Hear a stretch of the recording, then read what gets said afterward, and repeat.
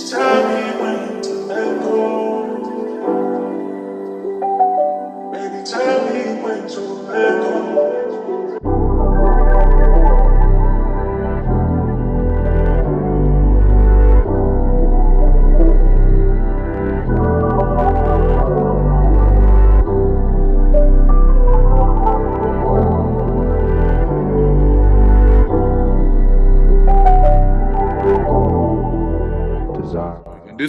This is why they really fear us, because of that. Because they know that eventually one day we're just gonna know again. And that's why they have to keep putting out misinformation. Hey, so the priesthood obviously back at that point was also very powerful. Would they have also had access to that kind of capabilities? It would depend, because the pharaoh was the actual link to the gods. That's why bloodline is important, and because our ancestors, who were the pygmy gods, who was Nupu, in physical form, when they had sex, they blood, which is the pygmy gods' original blood type, was O positive. That was the blood of the pygmy gods. Universal. As we came down, and the chemical structure of gamma radiation. I told you gamma radiation mutated the pygmy gods from 9 ether nupu to 6 ether nupu. So their whole chemical structure started to change. So the blood types changed depending on what it was at when the 6 ether gamma radiation came out. So when they had procreated and had us sexually, that blood still was there. So all the way starting from wherever they was at on the planet. See, I'm not gonna be like these other cats who claim they know what they talking about when it comes to Egypt and Kemet. No, our ancestors was all over the planet. Their blood and the origin came from Lake Victoria. That's South Africa, right? I think so. If you looking at it how we look at it, in South it'll still be considered upper. Yes, no, of course. It'll be lower. But in American terms, yeah, it'll be south. Yeah. And that's in Uganda, where the Lake Victoria is. And I did some videos on it. Me and the Nuke broke that whole thing down, because Afrono told us where it was.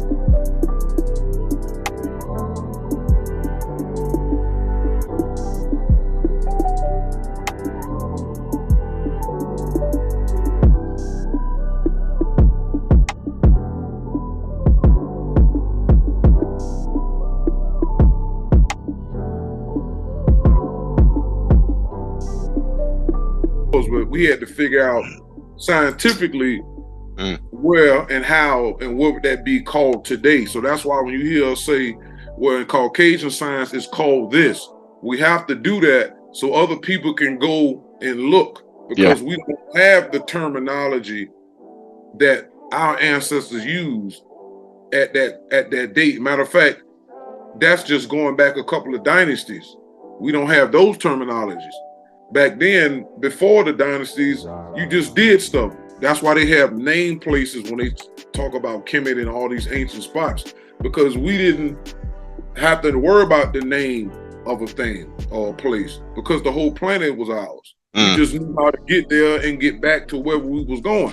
Once it started getting all these other human beings who were more separated and linear thinking, and they wasn't circular thinking and and orbital thinking, they the ones who came up with lines, and that's because they are opposite of us as a race. As a race, our ancestors, we was everywhere. It was no borders like that. But when these other more aggressive people started, once these aggressive people started coming around us on the planet, we had to set up these type of things because they was aggressive. So when we set up borders, when we set up these borders, it was for safety measures. It's like a zoo or whatever. Yes, a boundary. We needed to put a Right. kind of boundary in place. Yeah. Right, because the reason why it was the case, because mankind, like the Phoenicians and I think the Mongol and the Indian races, they descended from, I think, the Australopithecus.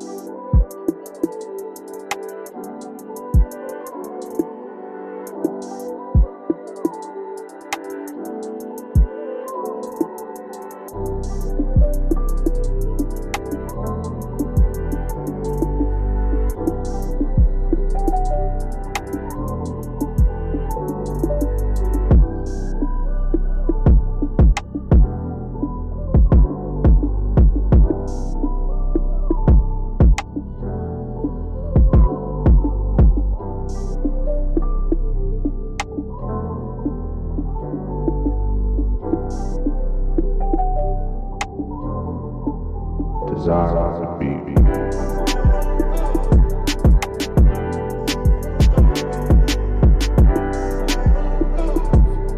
Monkey.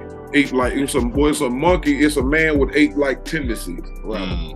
And so Afrona went into these things in the nature books. I just haven't been guided to go over there to solve all this extra stuff that the so-called Kemetic community keep arguing about. Because erroneously keep saying that we came from monkeys. That's a lie. Listen, anybody with any kind of reasonability, as you say, would say that is emphatically incorrect. Right. And no way. Show me a monkey with kinky hair.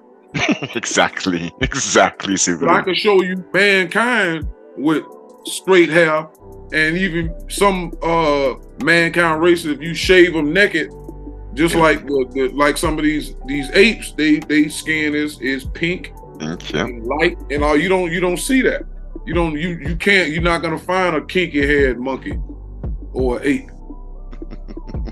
Now you may find people that look like monkeys and apes around the world. That's because of the brain loop gods that created different variations of imagery. You can look like something, and that doesn't mean you descended from an ape or a monkey. Point. Yeah. But that's a different thing. That's the same way you can find different versions of me and you on the planet. This is it. This is it. You see what I'm saying? Or you take it even further, you can go the zodiac sign. You can look at different people who ain't of your race, but the zodiac signs, we act the same. Totally. And we ain't got no connection with each other's parents or nothing, but because there's other things that exist on higher levels that creates a pattern, no matter what it's interacting with, that transcends race at that point. But other things, it can't extend past race. Only thing that got the same type of texture hair that we got is a sheep. And you ain't never heard a sign to say black people came from sheep, but they got woolly hair though. So they can't explain that. Hey, you shave down a brown bear or whatever, and as you say, sibling, they got pink skin, right? You shave down a polar bear. What color is the polar bear's skin, sibling? There you go. You can shave a bunch of cats. A lot of cats is pink under their fur. But that's the difference. See, they don't want to say that because then it exposes certain things. They say cats and animals and dogs, and wolves, they don't say it's hair. They say it's fur. Fur. Thank you. But the texture of the cat and those animals and mankind hair is the same texture. It ain't that much of a difference.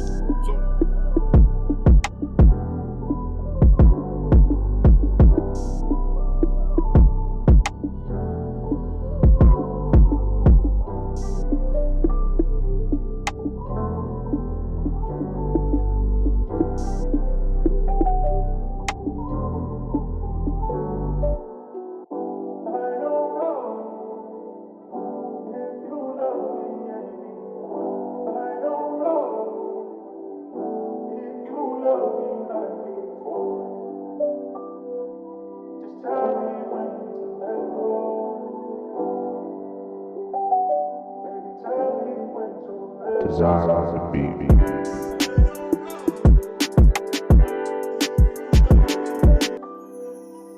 tell me when to let go. Baby, tell me when to let go.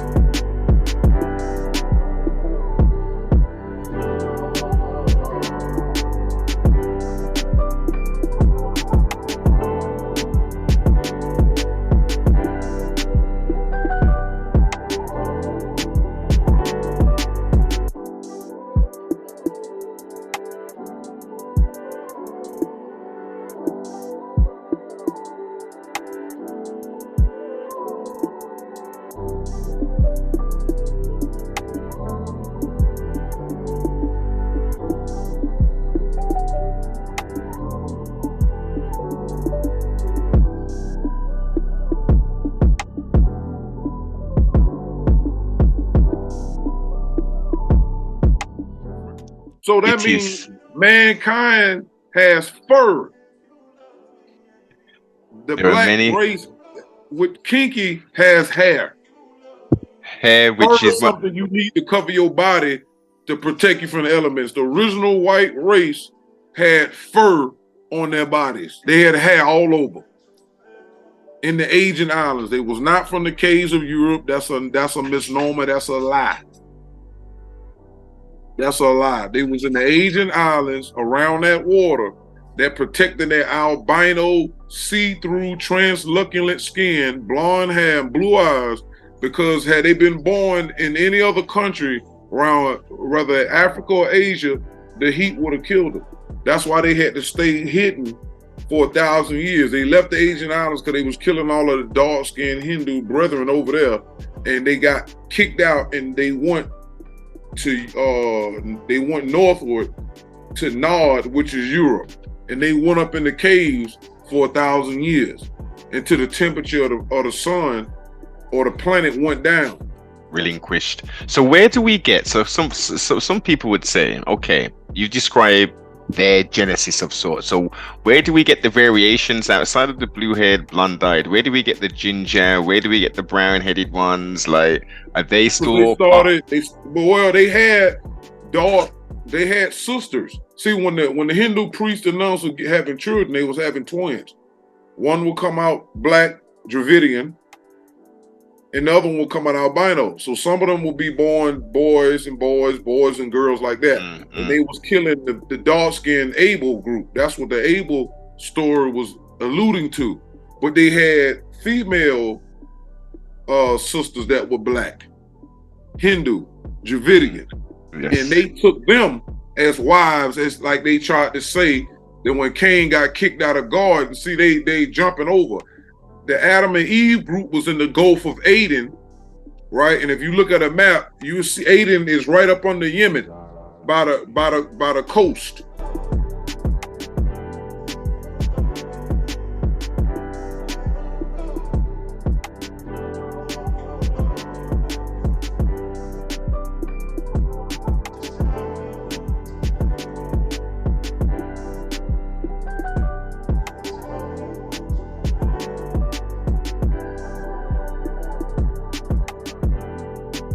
Okay. What the Gulf of Aden is. They took that and changed it to Eden in the Bible. When the Adam and Eve group, priests and nuns, broke the laws of the sun god, Amun-Ra, called Brahma to the Hindus. And I tell people every time, you want to know what the laws that Adam and Eve broke as a group? Look up a book called The Laws of Manu. They go back 6,000 years, and that was the rules and the laws that the Adam and Eve group were following. They only gave you a portion of it in Genesis when the God said, "Don't do this and don't do that." Those are laws, but they only tell you God said, "Don't do this," and that's it. But the reality was, it was a group of priests and nuns that broke the laws of the sun god, and King Amenubi Reharakti excommunicated them all the way to the Aegean Islands, and from there they were ousted and had to stay there. And it's in the Hindu writings as well. You know, what is this guy name? It's in the Vedas and stuff, where they had a war and they had a bunch of white children of the Hindus were fighting against their great grandfather. So it's in the Hindus' writings about the Adam and Eve group and this war that took place between the dark Hindus and the white ones. And that's 6,000 years ago. And that lines up with what Afro said in the Bible interpretation and in the nature books. It's on my YouTube. Me and Anouk went through this multiple times.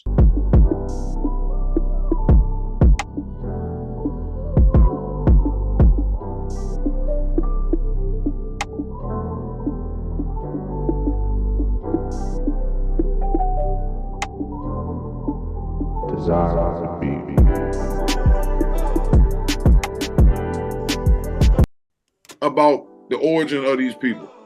And so when they left, they went to Nod, which is northward, because the Mediterranean, northward of the Mediterranean is Europe. Yes. See, because it's right here, and then you got Africa right here. Europe is above. Yes. So they went northward. See, the Bible writers knew. That's why they said they went northward, or they went, what they say, eastward or whatever. Eastward. Right. They went north. That's where they went. Later on, when they came back from Europe, they stopped off in the Mediterranean. Then they went up into Asia, and then eventually they came into Africa. That's when the Jews invaded Kemet in 2000 BC as the Hyksos Shepherd Kings, because they say they was Asiatics, which is true, because the Caucasian as a whole came out of the Asiatic Hindu Dravidian. That's what makes them Asiatic. Not by the country Asia, but by the people who were living in that. Mm-hmm. All right, then, since you mentioned that term, we this is going to be a fast-paced one. Okay. Asiatic, the term Asiatic, the great honorable Elijah Muhammad, and our first builds, you unveiled a lot of information, referenced Japan, etc. Right. But they have a doctrine, also the 5% nation, the gods on earth, they have a doctrine to say that the original man, the black man, the cream, the make owner, I can't remember the whole thing, right. The Asiatic black man, like, where are they coming with that science then? When they say the Asiatic black man, they're talking about the Phoenician. But the Phoenician is the secondary human race to come out to our race. Now, us, if you count it from when our ancestors procreated us sexually 18 million years ago, we was on the planet by ourselves after they died off. The Phoenician, the Asiatic Phoenician, but they're not Asiatic, they're Indonesian, because they came from the equator down there with Indonesia. And I wrote a book dealing with that, and I got a video explaining that. So they got the land mass wrong, and that's okay, because we were still waking up. So it's no shade toward them or the Nation of Islam or Elijah Muhammad for that matter, because he was lied to as well. But those groups of people are the Asiatic black men. We as the Ethiopian race, if you take it back to what our ancestors, and before that, we grew the universes. So when they say the maker of the universe, all that stuff, us as an ether and the suns that were the first ones to grow the universes. See, they are the ones we came through the stars as gases and heat, because the suns is the bone of the universe. The way a baby is born, the bones form first, but the brain and heart is not there yet. But the stars are the first things that come into being after the gas has been spread out and then it's a process of we start growing the universe, because the universe is the biggest being that exists. The universe has a stomach, the universe has genitals, the universe has heart, the universe has blood, the universe has bones, veins, you understand, lungs, all of that stuff the universe has. So this is information. The fact that the Nation of Islam and the 5% even had inkling of that information mean that the people that gave it to them, who were Caucasian, had access to that, and they only gave a little bit and still corrupted it. Little ski taste here, because look how you've elaborated out more, like specifically like the 5% brothers. They will say NG that before we became physical, it was the thought in it, and we made ourselves into, we thought ourselves and manifested ourselves into the physical reality, right? Right, and that's just another way of talking about Nupu or brain newts, who are the reason mentalities of the one supreme being. Nupu would be the primary, and Nupu, even though Nupu is singular in name but plural in purpose. So as part of 9 mind or 9 reason, that put everything in the order, the primary universes together. Those will be considered the thoughts that the 5% are talking about.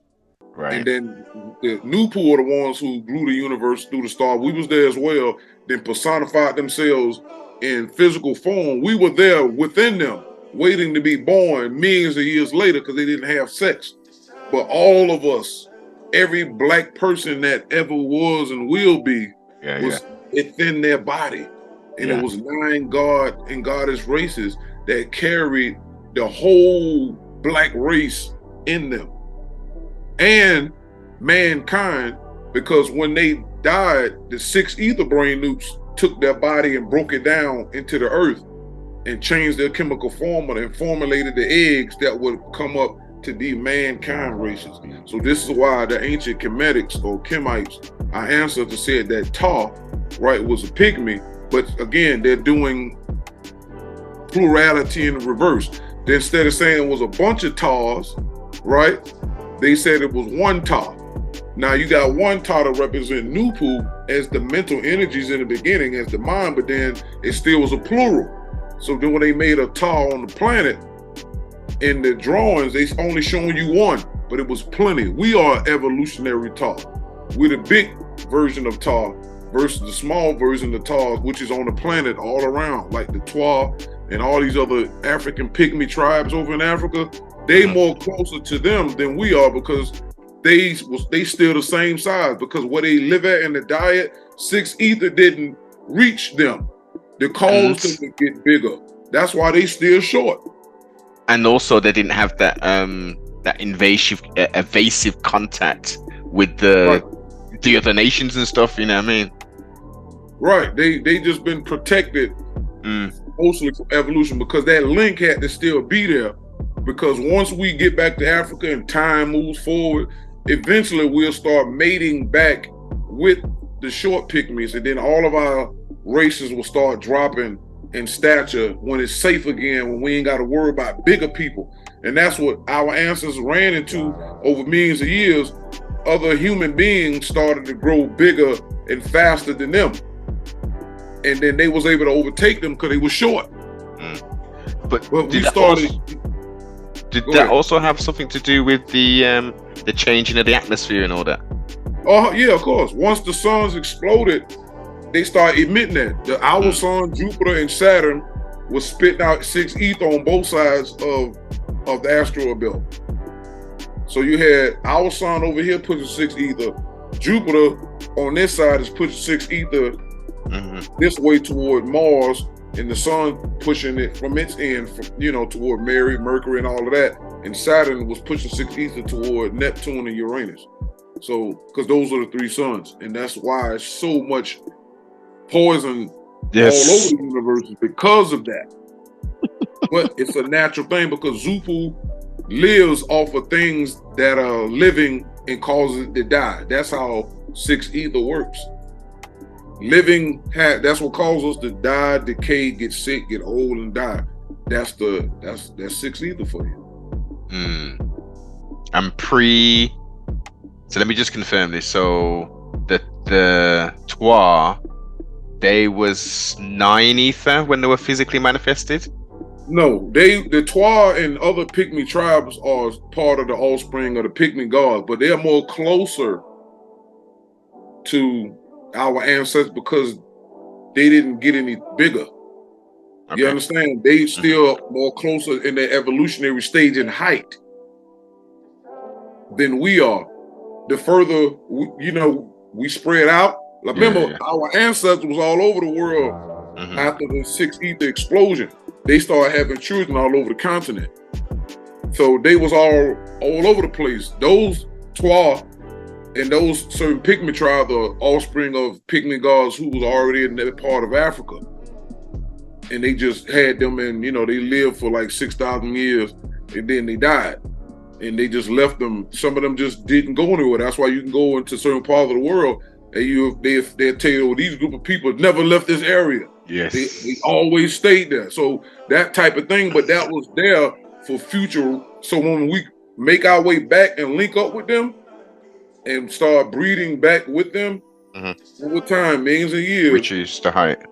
The height will start to reduce. And that show you that the planet is safer. When you got all this big stuff around on the planet, because of evolution makes things bigger, you got bigger death weapons, bigger deceptions, bigger things to watch on TV. Remember, used to be 4, 5 channels. Now you got 3,000. You got all this stuff. Sibling. Come on, man. So this is forms of evolution in various things in our surroundings, but we didn't make the connection. So this is the connection. That's why you hear people say, yeah, do it big. I'm getting it big. I'm doing it big. That's an evolutionary 6 ether term. Go style. Because the scientists tell you that the universe is steady expanding. It's steady getting bigger. The earth wasn't always the size that it was. These things swirl up because of death. When a body dies and you leave it out there in the elements, it swells up. That's why they keep feeding death and trash and war. And instead of burning the dead, they bury the dead to make the earth swell up, to give more negative gases to the spirit forces in the atmosphere, so they can become more strong and cause problems in our everyday life. It's all connected.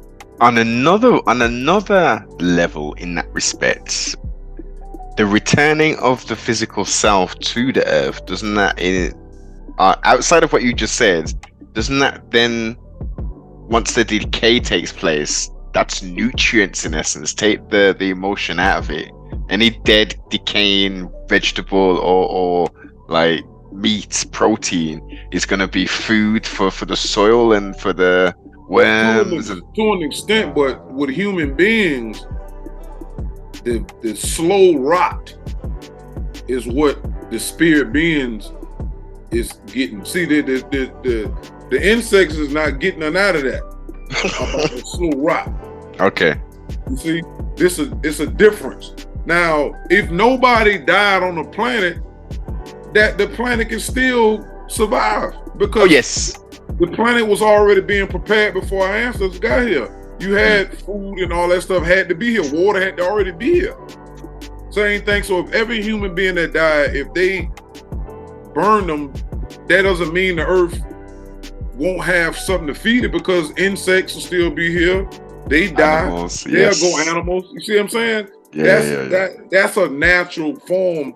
We're not going to get rid of that all at one time, because it took a long time. About 6,000 years ago, coming forward, people stopped doing that. But even if you go all the way back to the Vikings was setting them on fire. They just put them on boats. They put them on boats and burn them. Right, and that right there was them. I know why they did it, but it still environmentally didn't make no sense, because you polluting the water. With that, you know what I'm saying? That's where the corruption comes from. That the essence, the idea. Yes. See, but the reason they did things like this, because Zupu lives off of death. So in order for death and filthiness to occur, you have to alter the people's mentality and set up what's called tradition. And why they do this, to them, it was a noble thing to put somebody great in a boat, wrap them up, and then shoot an arrow off and give them a 21 gun salute.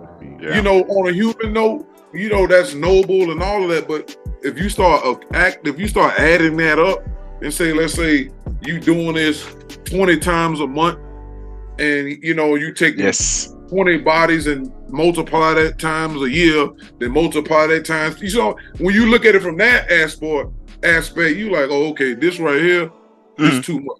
You know what I'm saying? Now you looking at an environmental hazard like we got right now with all the trash these cities are amassing. They don't really have nowhere to put it, and they shipping it stuff off from here and taking it to Africa and dumping it over there and dumping it over here. And people just going about their lives like they don't even aware that the trash is not being distributed properly.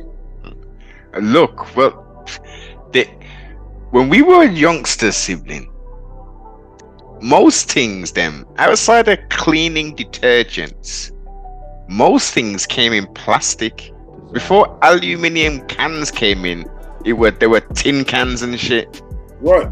Yeah, we would go to the store and wherever, and we would return those bottles and get money and shit. You could collect cans and then take them and get money for it. When they started introducing that petrochemical plastic shit, you know, which leaches all into the food and the drink and all that there. They did two things. They created an industry, number one. Then they created a secondary industry in regards to removing this new waste and recycling kind of thing, and they just started to destroy our physical self. That's yeah, boy. But this what Zupu does. It invents countless ways to kill you. That's the thing. That's the ultimate answer under what people see on a basic level. Most people just look at, okay, this company came up with an idea and they all said, okay, you're gonna create it. We're gonna get money off the waste and clean it up. These people are so stuck. They programmed that they don't realize y'all on the same planet too. But that's the power of the negative forces that control human beings to do such dumbness. And this is what we at. So when Nupu comes, Nupu now affects the orbs and planets and the moons and stuff to slowly undo what took place. And that's what's there. So the cataclysm is gonna pretty much knock all that stuff back and reset where the planet can then start over fresh. And because all that stuff got to be destroyed, all these nuclear nuclear plants, all these other things that they doing, drilling in the earth, taking our oil, which is the blood, you know, just all these things got to be. This mankind had to see. Remember when they show how peaceful the planet was when they started looking at when all these countries shut down for a little bit. And they start seeing how air start getting clean real quick. The earth will bounce back if every country on the planet stopped for about 2-3 years doing some of the negative stuff they doing. You watch the earth heal herself quick because she was doing it when they shut down for 2 years. Yes. Facts. That's showing you how strong she is.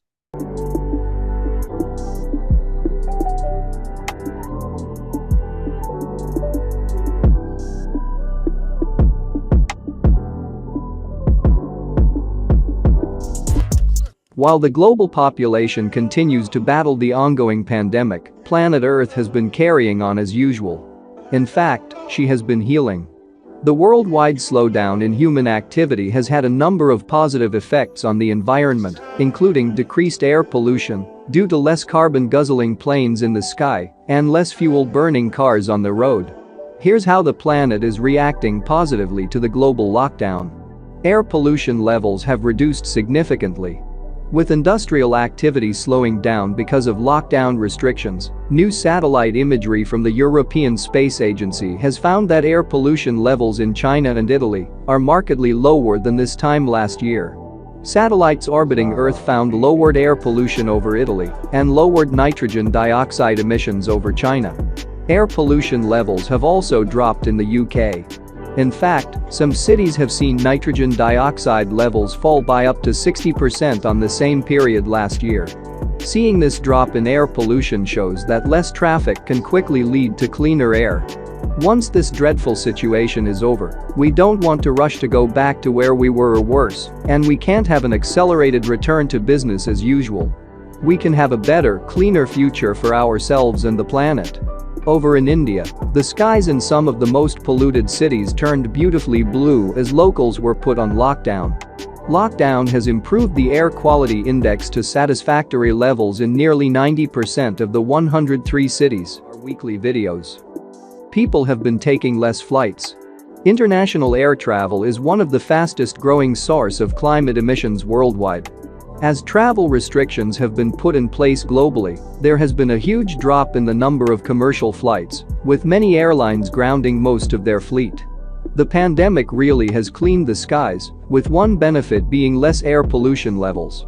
Previous studies found that airplane travel adds up to about 5% of global warming, so while the drop in flights might only be temporary for now, it certainly is giving our planet the chance to breathe. Animals have reclaimed land. It is clear that the lockdown of humans is helping nature and animals rediscover their natural spaces. With the lockdown, nothing is happening, and animals, be they fin whales or other marine species, are clearly rediscovering their confidence and peace, allowing them to come closer to shore. People will see animals roaming more freely during the pandemic. Since we are home, we should think about how animals are affected by human activity. We should tell ourselves that if we want to keep seeing nature, we must know how to respect it. Venice's canals have cleared up. Venice's famous canals are the clearest they have been in 60 years, thanks to pollution levels and tourist numbers in the Italian city rapidly dropping. With less boats on the canal, the once murky, gray waters are now crystal clear because the sediment is still. This has welcomed swans, fish and seabirds back to the canals. The water now looks clearer because there is less traffic on the canals, allowing the sediment to stay at the bottom. It's because there is less boat traffic that usually brings sediment to the top of the water's surface. One of the world's biggest tourist destinations, the streets of Venice are usually teeming with visitors from around the world. But, since lockdown has been put in place, nature has had the time to breathe again. The water is blue and clear. It is calm like a pond because there are no more waves caused by motorized boats transporting tourists. And of course, the giant cruise ships have disappeared. People are reconnecting with nature. One of the good things to have come out of social distancing is that we are letting the outdoors recharge us. As the nature heals, so do we humans. We've been forced to pause, slow down, reflect and appreciate the little things our gardens and local walking paths have to offer, from morning bird songs to the riot of pastel colors. There's something beautiful about reconnecting with the great outdoors, whether that's through gardening, outdoor walks or by simply sharing images of beautiful birds with others. Wherever you are, make time to reconnect with nature. It will certainly do you good. That's natural law we're dealing with. When we're dealing with the natural law, as you say, it does what it does. When we start talking about this zoo poo thing, then we're talking about unbalancing that there. And hey, but that's part of the zoo. The zoo is always finding ways to kill. And Nupu comes in as the opposite of Zupu, the best mind versus the worst mind, and find ways to live and supplement and replace what the zoo has created for it to continue to survive and thrive.